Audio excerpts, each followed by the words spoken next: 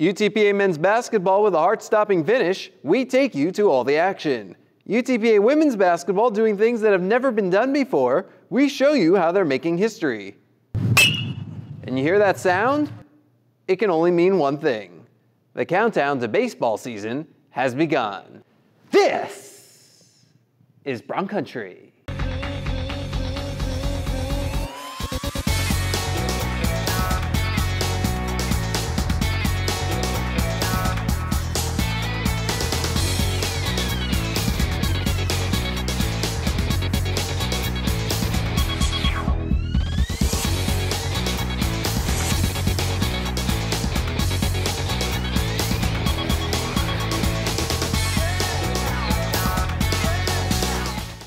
Hey everyone, and welcome to Bronc Country. I'm Jonah Goldberg. The UTPA men's basketball team has been looking for a spark in recent games, and on Saturday, they got it. Bronx playing host to Grand Canyon, and the Bronx come galloping out of the gate. First it's Shaq Boga, then Janari Josar, then Shaq Hines. 6-0 Bronx. Now the game is tied at 6, and Elijah Watson opens up his bag of tricks. Much more coming from him later. That basket at the start of an 8-0 run, capped by this Dan Kamasa layup, Bronx up 14-6. The Lopes come back. Bronx down 1 when Hines gives the Bronx the lead. Then the Bronx are down 3 when Josar ties the game. After a timeout, the Bronx bench getting involved. First it's Isaiah Hobbs, then Everett Osborne. 25-21 Bronx. Start of the second half. Bronx up 6, make it 8. Correction, make it 10. 39-29 Bronx. After a Lopes 3 makes it a 7-point game, Boga with the answer. 42-32 Bronx. Now it's 44-40, but Josar pushes back. Then, after another Lopes 3, we're back to Watson. Bronx up 6, and not stopping. Kamasa on the fast break. And then Boga finds Hines. Bronx up 53-43. The Lopes come back again. Less than 3 minutes left. Game tied at 66 when Hines unties it.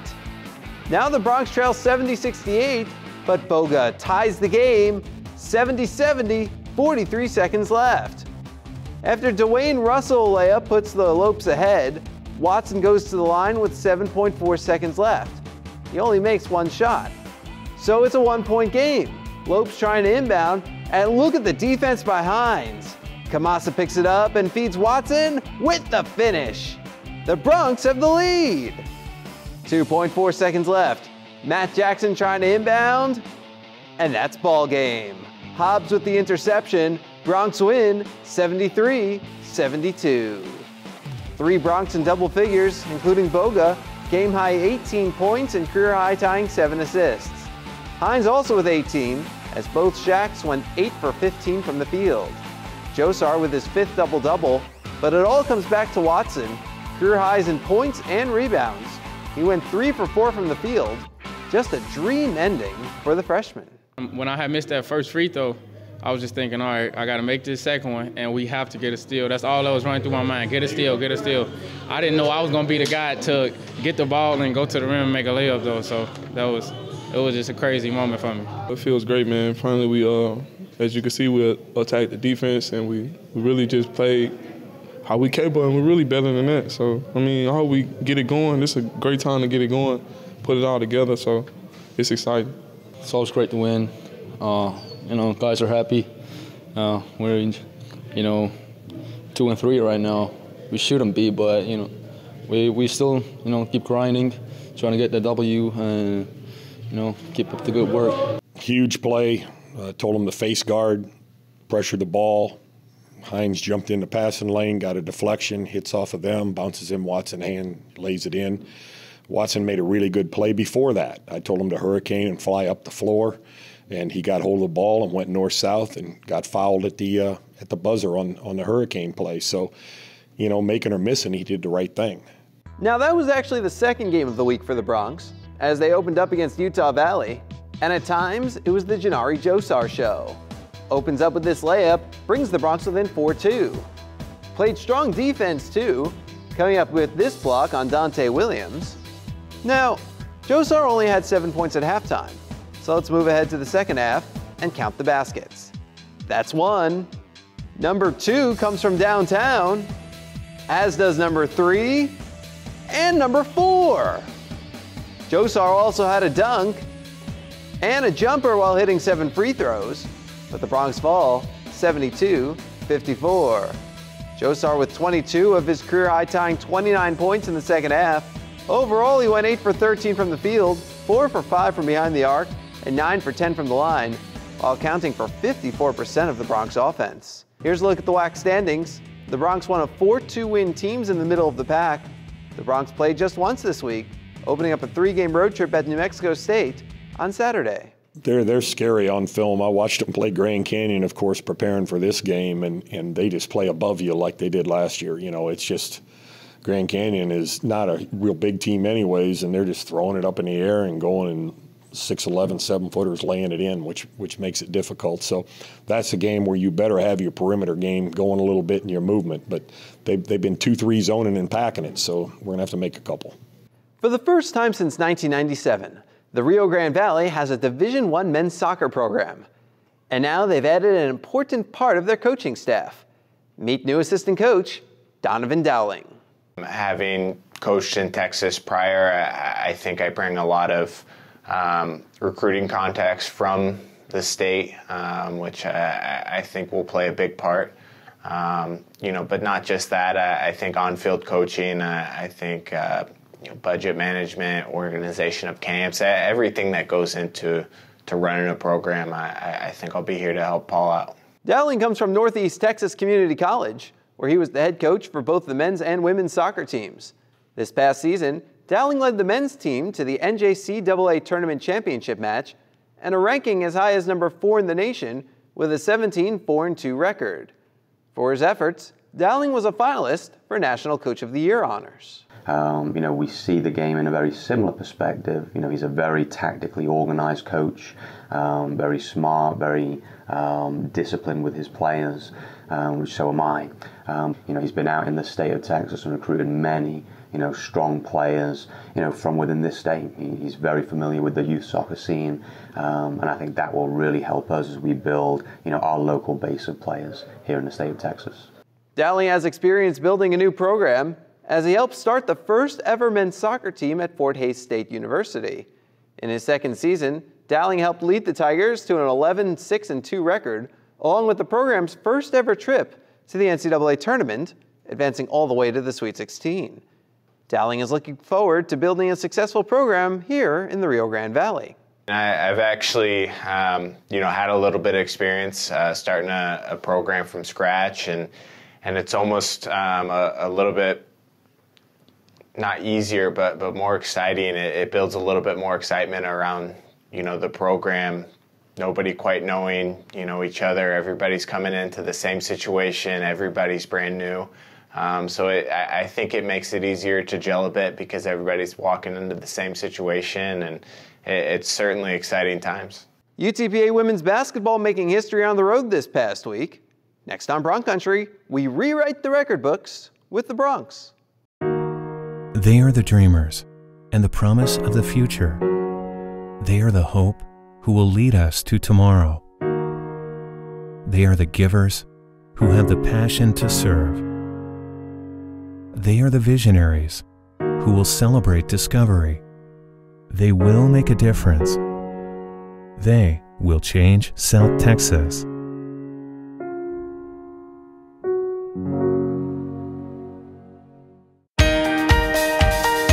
We pursue excellence in the classroom and strive to achieve our potential. We compete on the field with integrity, on the court with respect, and in the pool with distinction.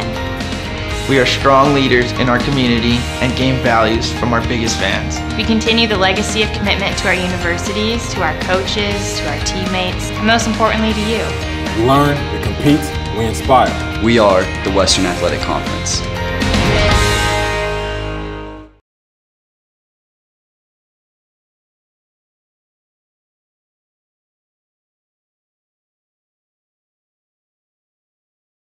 The University of Texas Pan American women's basketball team has been operating this season under the mantra, make a change.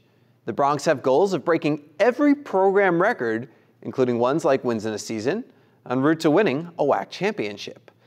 The Bronx were already off to the best conference start in program history when they hit the road for a pair last weekend. The Bronx opened up the road trip at Utah Valley, down 2 after 8 minutes, but Brittany Bush having none of that. Then, after the team's straight free throws, it's Shante Goff with the jumper, Bronx up 22-14. Wolverines trying to get back in it, but Shazay Wright responds with the layup, and then the three. That's the shot that sends the Bronx rolling. After a pair of Tonisha Walker free throws, the price is right. Sherelle Price makes it a 12-point game. A little over a minute later, it's Bush, 14-point game. And the next time down the court, Shazay has the right stuff, 37-20 Bronx. Early in the second half, the team's trading baskets as the Bronx go up 18 on this Bush layup, this Walker jumper, and this Goff jumper. Midway through the half, the Wolverines have climbed to within 9, but can I get a price check, please? This one's for 2, and this one's for 3. The Bronx go on to win 59-52.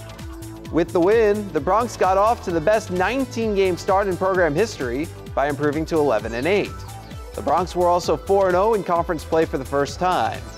The Bronx were on a 4-game conference winning streak for the second time, having previously done so last January, with the 4th win also coming at Utah Valley.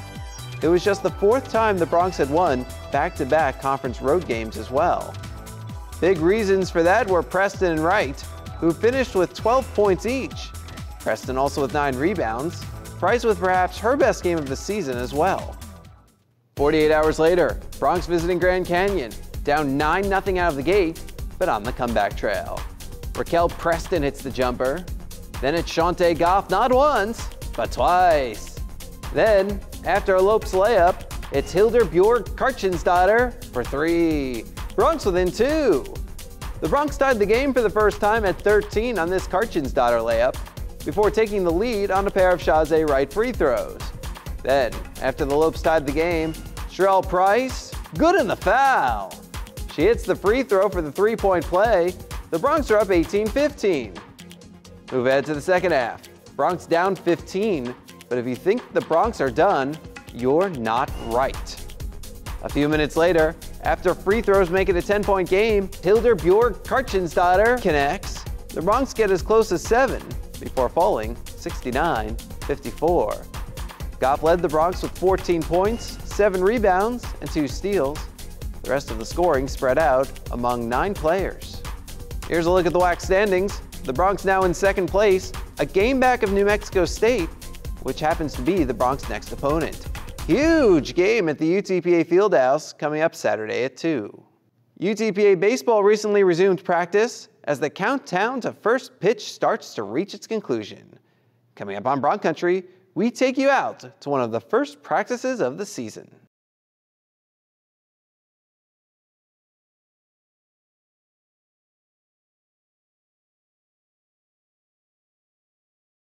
The first official day of full team baseball practice was January 21st, just 3 weeks before the start of the 2015 season. To that end, the Bronx are already going full bore. Romeo Villarreal has the story. With the baseball season just around the corner, the baseball team is hard at work getting ready for that first opening pitch. Our practices this week have gone really well, Romeo. We've had 2 offensive practices with strictly offense, 1 defensive practice, and then we'll have another defensive practice tomorrow. And the emphasis has been basically reviewing everything that we installed as far as the UTPA way to play baseball in the fall. We wanted to make sure that they grasped it, they internalized it, and that they're applying it. So practice thus far have gone really well. You know, we're all just getting back into the things. Defense, we're doing some defense plays. Offense, getting back into the thing, getting some good hacks in. And pitching, you know, we're getting our arms back into condition for the season to start. So it's fun getting back into it, especially coming off a long winter break. So we're just getting ready for the season. During that winter break, the team couldn't get back on the field fast enough, and we're anxious to start the spring practice schedule. It seemed like the Christmas break lasted forever, but no, they came back in good spirits. They've worked hard. Everybody's in good spirits. They were dying to get going. Even some of them have told me, Coach, that was a long break. I couldn't wait to get back, which is unusual because usually, you know, college students, they like their holidays. So they're in good spirits. They came back with a great frame of mind, and they've so far so good. They've been working extremely hard. With spring practice in full swing, many are already excited to get the season started. Everybody's talking about it. You know, we have a lot of new guys, and it's going to be a good experience for them along with the returners. You know, we get to go to different places this year, so everybody's excited, especially to play against the big teams. For Bronc Country, this is Romeo Villarreal. Speaking of spring sports, the UTPA tennis teams got their seasons underway at home last week against UMBC.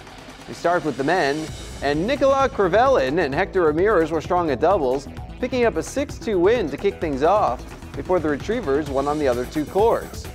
On to singles. After a loss at 3, the Bronx trailed 2-love, but Ethan Ammon gets the Bronx back into it. He takes the first set 6-1, and then wins the second set tiebreak to finish off a win at number 6. After a loss at number 1, the Bronx need to run the table, so we move to court 4, where Miguel Alvarez gave it all he had and then some to win 7-5, 4-6, 6-4. Now to number 2. Kobe Jansen dropped the first set, but that's not a problem. Comes back to take the second set 6-4 before winning the third 6-3. That ties the match up, but the Bronx fall in 3 sets at number 5 to drop the match 3-4. It was a tough result for us. We all played well. We got unlucky to lose that doubles point at the start. A couple net cords, a couple shanks go against us, but we all fought really hard in singles. We had 3-all in the singles, came down to 3 sets all, and just lost that last one. But as an effort, as a start, considering we're 5 freshmen, all young guys, we did very well. It was an awesome match. I knew who we were about halfway through the match. Like, and for a head coach to know the identity of his team, and just, I mean, I was impressed at times how far they've come. They're so young. I had so many guys playing their first match in college ever, and just handling it like veterans, like champs. And I mean, I'm proud of them. It stinks to lose, and it hurts, and because we put so much into it. And I'd rather look at them with clear eyes and maybe some tears of joy instead of tears of just sadness and frustration. But man, they gave it all they had, and they did the best they could for this moment in time, and that's what it's about. You own the moment, you own this time. And later in the day, the women also facing UMBC, and this was a tight one as well. We start with doubles, court number 2. Strong play from Dominica Esparza and Mariana Ranzanor as they pick up a 6-3 win. The Retrievers win on the other 2 courts, though, to take the point. On to singles. Bronx down 2-0 in the match, but Regan Greenwood picking up right where she left off. After a strong 2014 dual meet season, Greenwood opens with a 6-2, 6-1 win at number 4. Over on court 3, Ranzanor showing off her singles ability as well. Needed to go long in the first set, but comes away with a 7-5, 6-2 win. And then, at number 1, we had our lone 3-setter. Katya Stavrolaki puts up a bagel in the first set before dropping the second set 4-6, but she comes back for a 6-4 third set victory. The Bronx, though, fall 3-4. We have some freshmen, and it's really hard at first because I know, like, I'm a sophomore in my last year I was a freshman, and I know it's really hard because you can get really nervous, but I think we did well. Like, I feel that our team is so much stronger this time, and we all know it. So yeah, we're working hard. You know, overall, I'm happy with the way the girls competed. They fought hard to the very end. I'm especially proud of Mariana and Regan.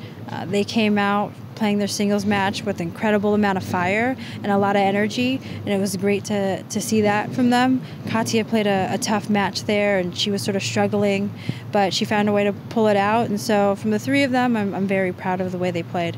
Now, if you're wondering why a team from Baltimore made the 1,800-mile trip for these matches, with so many closer teams to face, look no further than the coaching staff. UMBC's head coach is former Bronx star Rob Hubbard, who went to the 1977 NCAA singles and doubles championships. Hubbard also coached both Bronx teams a few years back. One of his players was Oliver Steele, who eventually became Hubbard's graduate assistant coach at UTPA and is now Hubbard's full-time assistant coach at UMBC. Romeo Villarreal has more. Rob Hubbard, coach for the UMBC Retrievers, played tennis at UTPA and was very successful, having been invited to the 1977 NCAA Championships for both singles and doubles. Even though Coach Hubbard no longer plays at UTPA, he still can't resist the urge to come bring his own team to play at his alma mater. It's the alma mater. It's a special place in my heart, you know, and have played here and coached here and get a chance to return and bring my own team, you know, from Baltimore. But UTPA is always dear to my heart. Coach Hubbard was also a head coach at UTPA, and one of his former players, UTPA alum Oliver Steele, is now his assistant coach at UMBC. Feels great to be back. I played here 4 years, from 2002 to 2006. It's always a great venue to come back here.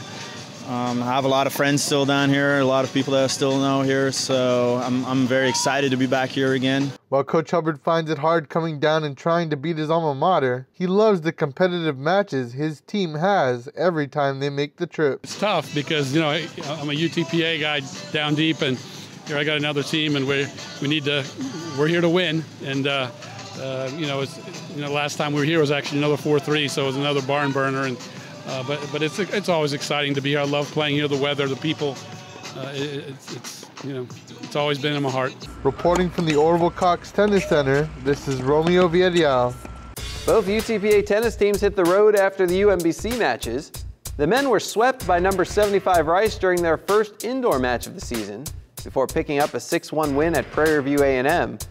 The women swept past Prairie View A&M before beating Sam Houston State 4-3. Want to help prepare our student athletes for excellence in life? Then join the Bronc Athletic Fund today. You can become a member of the BAF for just $50 a year. All of the proceeds go directly to student athlete scholarships, so visit BroncAthleticFund.com today to see how you can make a meaningful impact on the lives of student athletes. They are the dreamers and the promise of the future. They are the hope who will lead us to tomorrow. They are the givers who have the passion to serve. They are the visionaries who will celebrate discovery. They will make a difference. They will change South Texas.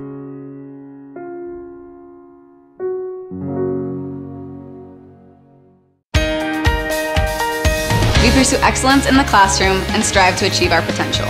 We compete on the field with integrity, on the court with respect, and in the pool with distinction. We are strong leaders in our community and gain values from our biggest fans. We continue the legacy of commitment to our universities, to our coaches, to our teammates, and most importantly to you. We learn, we compete, we inspire. We are the Western Athletic Conference.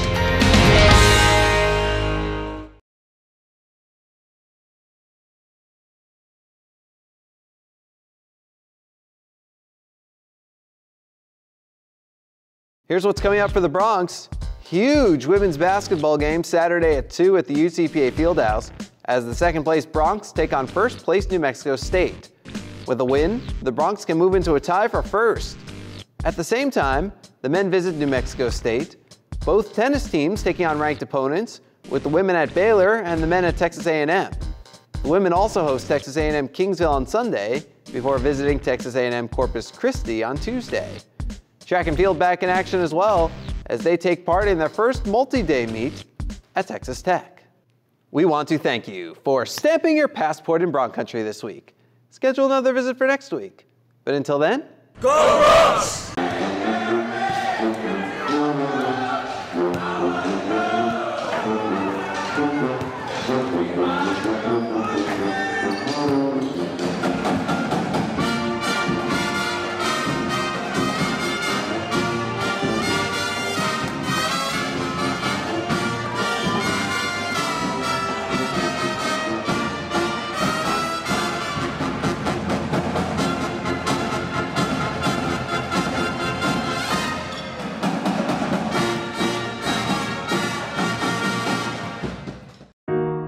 They are the dreamers and the promise of the future.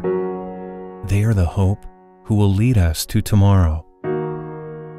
They are the givers who have the passion to serve. They are the visionaries who will celebrate discovery. They will make a difference. They will change South Texas.